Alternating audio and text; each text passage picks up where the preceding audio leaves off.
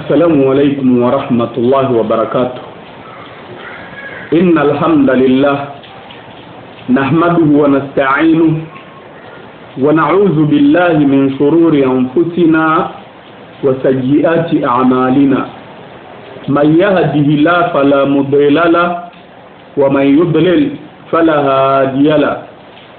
أشهد أن محمدا بلغ رسالة ونصح الأمة وكشف عنا الغمة وجاهد في الله حق جهاده حتى أتاه اليقين. رب اشرح لي صدري ويسر لي أمري واحلل عقدة من لساني يفقه قولي وبعد. إن شاء الله تعالى hivi leo tumeamua kuzungumza na wanajamii kutokana na matukio kadhaa yenye kupitikana ndani ya jamii kwa kipindi hichi ambacho tulichonacho hivi sasa. Uhakika wa mambo, mwaka wa 2016 umekuwa ni mwaka wa matukio ambayo kwamba wale waliokuwa bado hawakuisoma dini muda wote waweza wakachanganyikiwa na wakachukua uamuzi ambao kwamba pengine ukawaingiza hasarani hapa duniani na kesho akhera. Hivi sasa tumekuwa tuishi ni kwa matukio. Likitokeza tukio laja tukio jingine, likimaliza hilo lafuatia jingine, kiasi ambacho kwamba tukio lililotangulia laonekana ni kubwa,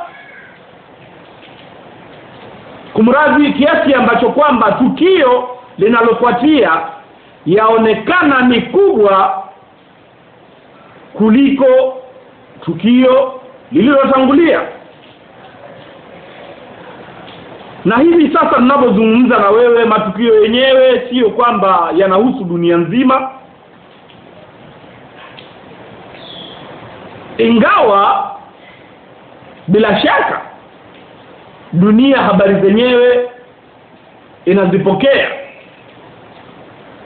Matukio yenyewe yahusu Tanzania. Miezi kadhaa iliyopita tulikuwa na tukio hapa Tanzania la misahafu ya mgeni wa jiji, misahafu kutoka Morocco. Hili tukio lilishughulisha watu mitandaoni na kutukosesha amani. Lilipomaliza tukio hilo la misahafu ya Morocco ya riwaya ya Warshi, likatokeza tukio la Hamza Isa alipokwenda kanisani. Hili tukio la Hamza Isa halikutua, limetokeza tukio jingine la Abdallah Saleh Abdallah kutoka visiwani, tukio ambalo limewavuruga walio wengi. Sasa insha Allah taala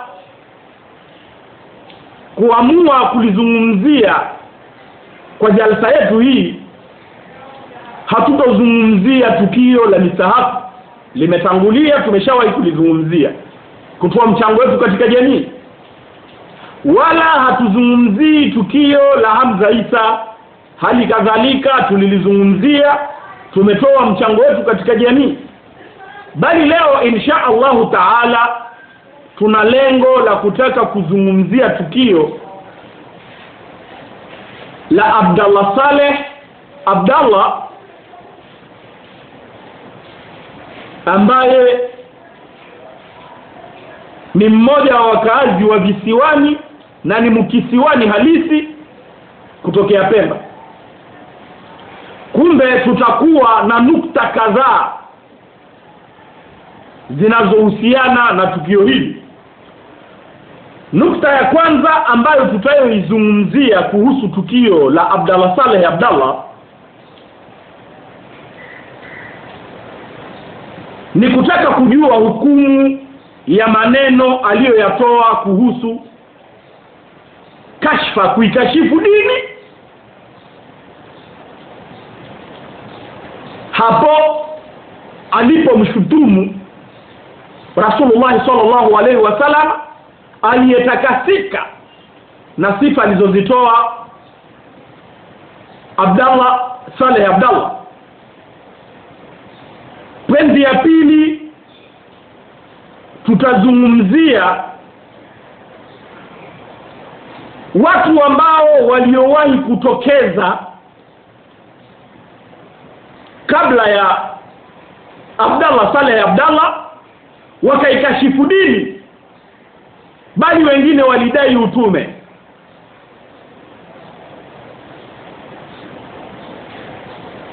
Na pointi ya tatu ambayo ni ya mwisho tutayoizungumzia itahusu umuhimu wa kila mwanajamii kuhakikisha kwamba awalea wanawe katika kuwajenga itikadi iliyo sahihi, ili apate mwenyewe kusalimika kesho akhera kuwapitia wanawe, maana ni amana kutoka kwa Allah. Hali kadhalika apate kuwasalimisha wanawe kesho akhera kutokana na adhabu na fedheha kubwa itaowapata waliokufuru. Tunamuomba Allah subhanahu wa ta'ala atunufaishe insha Allah na hizi pointi zetu tatu, halafu avikinge na avilinde vizazi vyetu kutokana na kufuru